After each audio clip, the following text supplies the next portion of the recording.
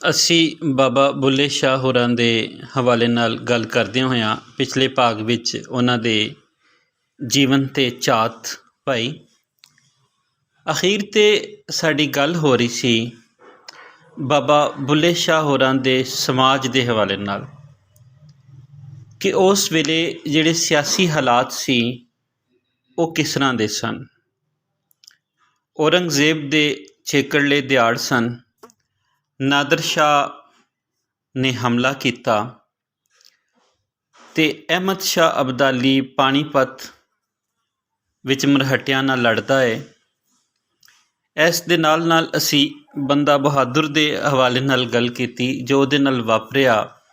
ਬਾਬਾ ਬੁੱਲੇ ਸ਼ਾਹ ਦਾ ਸਮਾਂ ਸੀ ਉਹ ਜਦੋਂ ਬੇਇੰਤਜ਼ਾਮੀ ਅਤੇ ਬੇਇਤਫਾਕੀ ਦੀ ਗੱਲ ਅਫਗਾਨਿਸਤਾਨ ਤੀਕਰ ਅੱਪੜ ਚੁੱਕੀ ਸੀ। ਉਸ ਵੇਲੇ ਪਿੰਡ ਪਿੰਡ ਰਾਜਾ ਅਤੇ ਪਿੰਡ ਪਿੰਡ ਰਾਜ ਗੱਦੀ ਦਾ ਨਾਅਰਾ ਵੀ ਜਿਵੇਂ ਲੁਕਾਈ ਵਿੱਚ ਮਸ਼ਹੂਰ ਹੋ ਗਿਆ। ਬਾਬਾ ਬੁੱਲੇ ਸ਼ਾਹ ਹੋਰਾਂ ਨੇ ਉਸ ਵੇਲੇ ਪੰਜਾਬ ਦਾ ਦੁੱਖ ਉਲੀਕਿਆ। ਕਸੂਰ ਬੇਦਸਤੂਰ ਉੱਥੇ ਜਾਣਾ ਪਿਆ ਜ਼ਰੂਰ, ਨਾ ਕੋਈ ਪੁੰਨ ਨਾ ਦਾਨ ਹੈ, ਨਾ ਕੋਈ ਲਾਗ ਦਸਤੂਰ। ਜਾਂ ਫਿਰ ਉਹ ਲਿਖਦੇ ਨੇ ਦਰ ਖੁੱਲ੍ਹਾ ਹਸ਼ਰ ਅਜ਼ਾਬ ਦਾ, ਬੁਰਾ ਹਾਲ ਹੋਇਆ ਪੰਜਾਬ ਦਾ। ਕਸਰ ਨਾਮ ਕਸੂਰ ਹੈ, ਉੱਥੇ ਮੂੰਹੋਂ ਨਾ ਸਕਣ ਬੋਲ, ਉੱਥੇ ਸੱਚੇ ਗਰਦਨ ਮਾਰੀਏ, ਉੱਥੇ ਝੂਠੇ ਕਰਨ ਕਲੋਲ। ਬਾਬਾ ਬੁੱਲੇ ਸ਼ਾਹ ਹੋਰਾਂ ਨੇ ਆਪਣੇ ਵੇਲੇ ਦੀ ਜਿਹੜੀ ਸਿਆਸੀ ਹਾਲਤ ਵੇਖੀ ਉਸ ਦਾ ਭਰਵਾਂ ਇਜ਼ਹਾਰ ਆਪਣੀ ਸ਼ਾਇਰੀ ਦੇ ਵਿੱਚ ਕੀਤਾ ਹੈ। ਇਸ ਦੇ ਨਾਲ ਨਾਲ ਉਹ ਅਮਲ ਵੱਲ ਪ੍ਰੇਰਦੇ ਸ਼ਾਇਰ ਨੇ। ਉੱਠ ਜਾਗ ਕੁਰਾੜੇ ਮਾਰ ਨਹੀਂ, ਐਸ ਸੌਣ ਤੇਰੇ ਦਰਕਾਰ ਨਹੀਂ। ਇੱਕ ਰੋਜ਼ ਜਹਾਨੋਂ ਜਾਣਾ ਏ, ਜਾਂ ਕਬਰੇ ਵਿੱਚ ਸਮਾਣਾ ਏ। ਤੇਰਾ ਗੋਸ਼ਤ ਕੀੜੀਆਂ ਖਾਣਾ ਏ, ਕਰ ਚੇਤਾ ਮਰਗ ਵਸਾਰ ਨਹੀਂ। ਤੂੰ ਸੁੱਤਿਆਂ ਉਮਰ ਵਜਾਈ ਹੈ, ਤੇਰੀ ਸਾਧ ਨੇੜੇ ਆਈ ਹੈ। ਤੂੰ ਚਰਖੇ ਤੰਦ ਨਾ ਪਾਈ ਹੈ, ਕੀ ਕਰਸੇਂ ਦਾਜ ਤਿਆਰ ਨਹੀਂ। ਅੱਜ ਕੱਲ੍ਹ ਤੇਰਾ ਮੁਕਲਾਵਾ ਏ, ਕਿਉਂ ਸੁੱਤੀ ਕਰ ਕਰ ਦਾਵਾ ਹੈ। ਅਣਡਿੱਠਿਆਂ ਨਾਲ ਮਿਲਾਵਾ ਹੈ, ਇਹ ਭਲਕੇ ਗਰਮ ਬਾਜ਼ਾਰ ਨਹੀਂ। ਉੱਠ ਜਾਗ ਘਰਾੜੇ ਮਾਰ ਨਹੀਂ, ਉੱਠ ਜਾਗ ਘਰਾੜੇ ਮਾਰ ਨਹੀਂ। ਤੂੰ ਐਸ ਜਹਾਨੋਂ ਜਾਏਂਗੀ, ਫਿਰ ਕਦਮ ਨਾ ਇੱਥੇ ਪਾਏਂਗੀ। ਇਹ ਜੋਬਨ ਰੂਪ ਵੰਜਾਏਂਗੀ, ਤੇ ਰਹਿਣਾ ਵਿੱਚ ਸੰਸਾਰ ਨਹੀਂ, ਤੇ ਰਹਿਣਾ ਵਿੱਚ ਸੰਸਾਰ ਨਹੀਂ। ਉੱਠ ਜਾਗ ਘਰਾੜੇ ਮਾਰ ਨਹੀਂ। ਜਦੋਂ ਅਸੀਂ ਦੇਖਦੇ ਹਾਂ ਕਿ ਬਾਬਾ ਬੁੱਲੇ ਸ਼ਾਹ ਹੋਰਾਂ ਦੀ ਸ਼ਾਇਰੀ ਨੇ ਪੰਜਾਬ ਦੇ ਵਿੱਚ ਚੱਲਣ ਵਾਲੀ ਹਰ ਤਹਿਰੀਕ ਨੂੰ ਸਾਹਮਣੇ ਲਿਆ ਕੇ ਰੱਖ ਦਿੱਤਾ। ਬਾਬਾ ਬੁੱਲੇ ਸ਼ਾਹ ਹੋਰਾਂ ਨੂੰ ਸਾਡੇ ਨਸਾਬਾਂ ਵਿੱਚ ਸ਼ਾਮਲ ਨਹੀਂ ਕੀਤਾ ਗਿਆ। ਜਿਹੜੇ ਪੰਜਾਬੀ ਇਖਤਿਆਰੀ ਪੜ੍ਹਦੇ ਨੇ ਉਹ ਕੋਈ ਚਾਰ ਟੋਟੜੂ ਪੰਜਾਬੀ ਦੇ ਵਿੱਚ ਬਾਬਾ ਬੁੱਲੇ ਸ਼ਾਹ ਦੇ ਨਾਂ ਨੂੰ ਜਾਣ ਲੈਂਦੇ ਨੇ।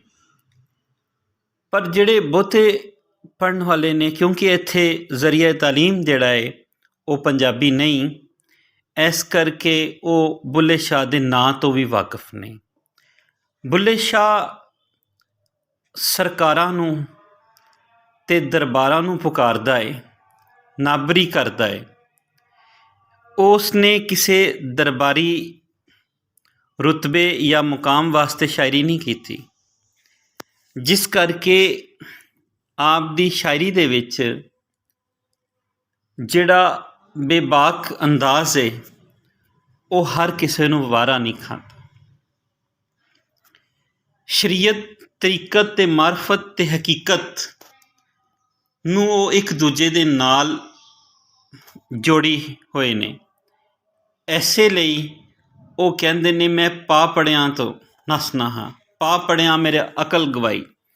ਹੁਣ ਜੇ ਅਸੀਂ ਸ਼ਰੀਅਤ ਦੀ ਗੱਲ ਕਰੀਏ ਤਾਂ ਪਾਈਆ, ਤਰੀਕਤ ਪਾਈਆ, ਮਾਰਫਤ ਪਾਈਆ, ਹਕੀਕਤ ਪਾਈਆ, ਅਤੇ ਚਾਰੋਂ ਮਿਲ ਕੇ ਕਿਲੋ ਬਣ ਜਾਂਦੇ ਨੇ। ਅਤੇ ਜੇ ਸਿਰਫ ਕਿਸੇ ਨੇ ਸ਼ਰੀਅਤ ਪੜ੍ਹ ਲਈ ਹੈ, ਤਰੀਕਤ ਨਹੀਂ ਪੜ੍ਹੀ, ਜਾਂ ਤਰੀਕਤ ਪੜ੍ਹ ਲਈ ਹੈ, ਮਾਰਫਤ ਨਹੀਂ ਪੜ੍ਹੀ, ਮਾਰਫਤ ਪੜ੍ਹ ਲਈ ਹੈ, ਹਕੀਕਤ ਤੱਕ ਨਹੀਂ ਪੜ੍ਹਿਆ, ਅਤੇ ਕਹਿੰਦਾ ਕਿ ਐਸਾ ਆਲਮ ਬੁੱਲੇ ਸ਼ਾਹ ਨੂੰ ਵਾਰਾ ਨਹੀਂ।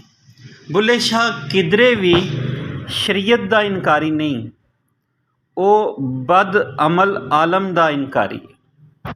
ਜਿਹੜਾ ਅਮਲ ਨਹੀਂ ਕਰਦਾ, ਬੁੱਲੇ ਸ਼ਾਹ ਉਸ ਦਾ ਇਨਕਾਰੀ ਹੈ।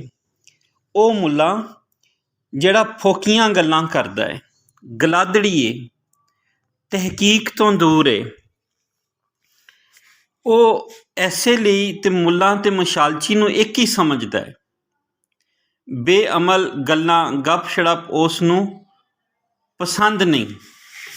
ਐਸੇ ਲਈ ਬਾਬਾ ਬੁੱਲੇ ਸ਼ਾਹ ਬਾਰ-ਬਾਰ ਆਪਣੀ ਸ਼ਾਇਰੀ ਦੇ ਵਿੱਚ ਮੈਂ ਪਾ ਪੜਿਆਂ ਤੋਂ ਨੱਸਣਾ ਹਾਂ, ਪਾ ਪੜਿਆਂ ਮੇਰੀ ਅਕਲ ਗਵਾਈ।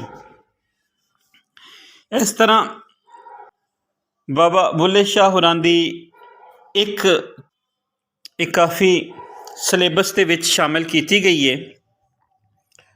ਉਹ ਅੰਗਰੇਜ਼ੀ ਦੀ ਜਿਹੜੀ ਹੈ ਸ਼ਾਇਰੀ, ਉਹਦੇ ਵਿੱਚ ਤਰਜਮੇ ਕਰਕੇ ਸ਼ਾਮਿਲ ਕੀਤੀ ਗਈ ਹੈ। ਉਸ ਦਾ ਤਰਜਮੇ ਦਾ ਸਰਨਾਮਾ ਰੱਖਿਆ ਹੈ my neighbour friend breathing his last. ਉੱਠ ਗਏ ਗਵਾਂਢੋਂ ਯਾਰ ਰੱਬਾ ਹੁਣ ਕੀ ਕਰੀਏ, ਉੱਠ ਚਲੀਏ ਹੁਣ ਰਹਿੰਦੇ ਨਹੀਂ, ਹੋਇਆ ਸਾਥ ਤਿਆਰ ਰੱਬਾ ਹੁਣ ਕੀ ਕਰੀਏ। ਡਾਢ ਕਲੇਜੇ ਬਲ ਬਲ ਉੱਠੇ, ਭੜਕੇ ਬਿਰਹੋਂ ਨਾਰ ਰੱਬਾ ਹੁਣ ਕੀ ਕਰੀਏ।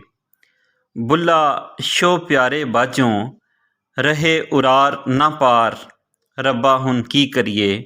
ਉੱਠ ਗਏ ਗਵਾਂਢੋਂ ਯਾਰ, ਉੱਠ ਗਏ ਗਵਾਂਢੋਂ ਯਾਰ।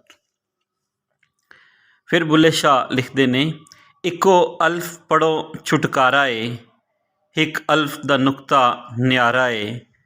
ਕਿਉਂ ਪੜ੍ਹਨਾ ਏ ਗੱਡ ਕਿਤਾਬਾਂ ਦੀ, ਸਿਰ ਚਾਨਾ ਏ ਪੰਡ ਅਜ਼ਾਬਾਂ ਦੀ।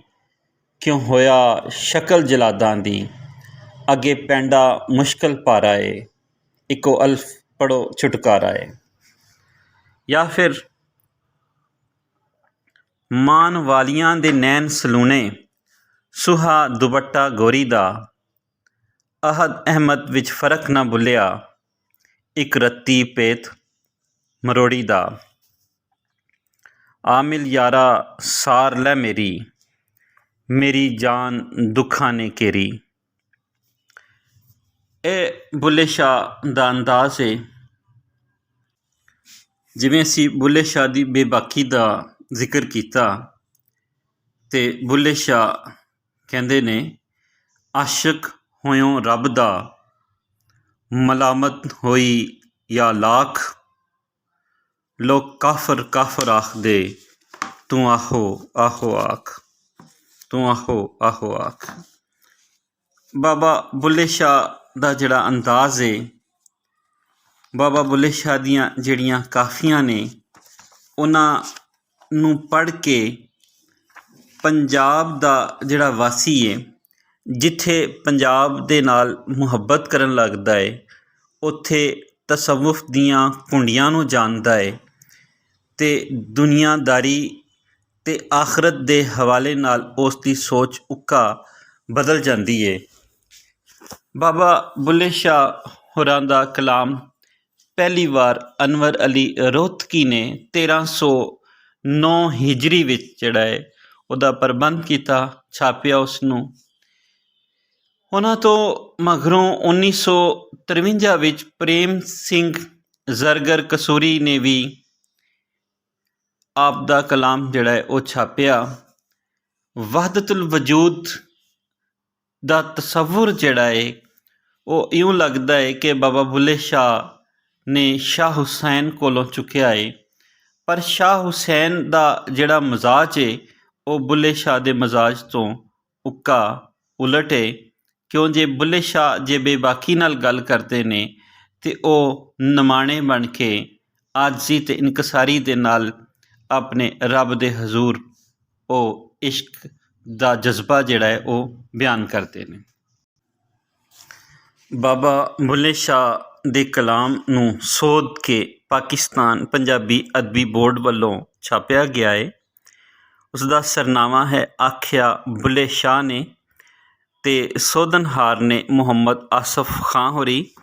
ਇਹਦੇ ਵਿੱਚ ਬਾਬਾ ਬੁੱਲੇ ਸ਼ਾਹ ਦਾ ਕਲਾਮ ਜਿਹੜਾ ਉਹ ਛਾਪਿਆ ਗਿਆ ਹੈ, ਤੇ ਇਸ ਕਲਾਮ ਨੂੰ ਹੀ ਕੋਸ਼ਿਸ਼ ਕਰੋ ਪੜ੍ਹੋ, ਕਿਉਂਕਿ ਇਹਦੇ ਵਿੱਚ ਜਿੱਥੇ ਬੁੱਲੇ ਸ਼ਾਹ ਹੋਰਾਂ ਦੀਆਂ ਕਾਫੀਆਂ ਨੇ ਉੱਥੇ ਅਠਵਾਰਾ, ਬਾਰਾਂਮਾਹ, ਸੀ ਹਰਫੀਆਂ, ਗੰਢਾਂ, ਦੋੜੇ